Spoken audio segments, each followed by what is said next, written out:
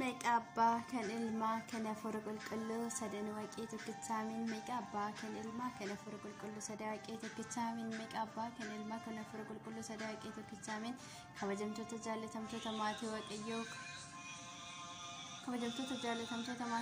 kan bultan akkam turtan akkam eegamtanii yeroo daqiiqaa sekondii kana keessan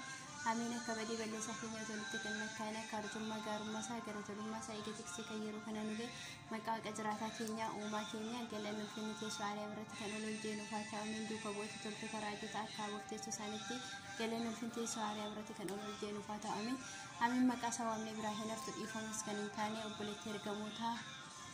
waadaa cubbamoota kennaaf guyyaa jimaataa fannoo jalaa haadha keenya qulqulleetti fidaan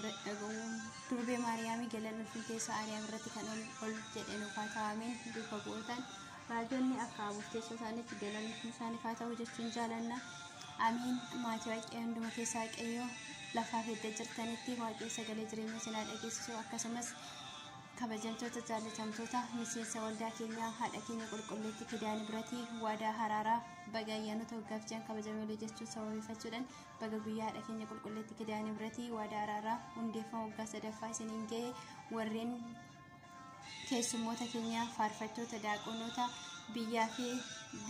biyyarra jirtanii fi biyya alaa keessa jirtanis tawaayidoon lafa jirtanitti hundumti barkanni haadha keenya qulqulleetti fidaan biratti waadaa haraaraa isin haa qaqqabu jechuun jaalannaati. Egaatii keessummoonni faarfattoonni keenyas daaqonoonni abboonni qophii keenya faanii turtii gaarii liftiin jedhinaa isiniin jechuun jaalanna. Turtii gaarii kootatii daadhii haadha keenya qulqulleetti fidaan biratti waadaa haraaraan waliin qoodadhaa isin jechuun jaalanna.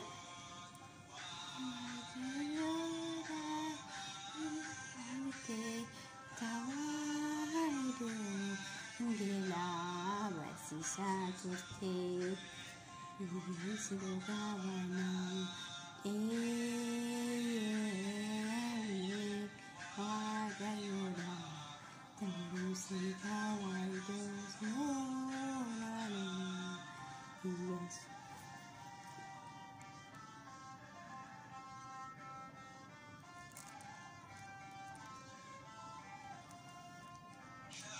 Tisha kitota maafanu tawahidon gadisnu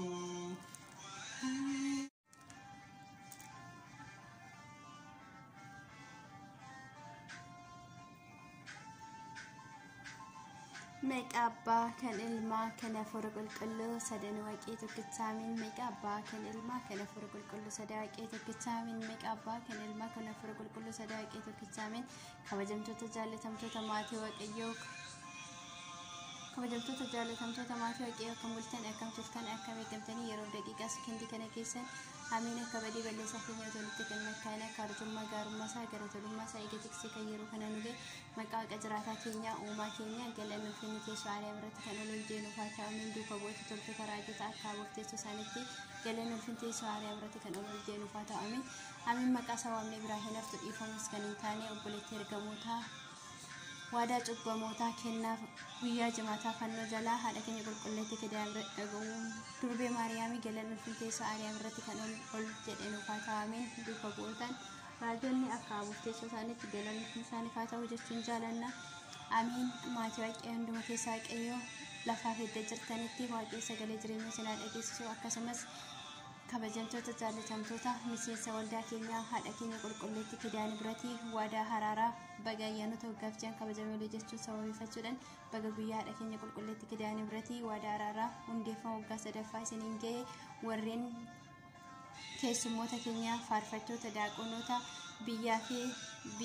biyyarra jirtanii fi biyya alaa keessa jirtanis tawaayidoon lafa jirtanitti hundumti barkanni haadha keenya qulqulleetti fidaan biratti waadaa haraaraa isin haa qaqqabu jechuun jaalannaati. Egaatii keessummoonni faarfattoonni keenyas daaqonoonni abboonni qophii keenya faanii turtii gaarii liftiin jedhinaa isiniin jechuun jaalanna. Turtii gaarii kootatii daadhii haadha keenya qulqulleetti fidaan biratti waadaa haraaraan waliin qoodadhaa isin jechuun jaalanna.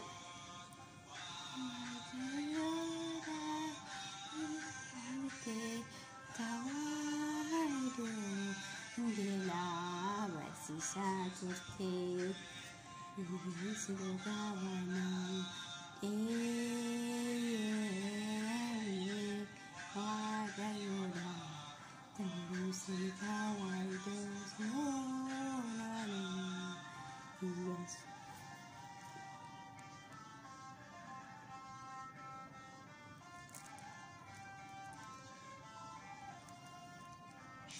Tisha kitota magurafamnu tawahidonu tawahidon gadisnu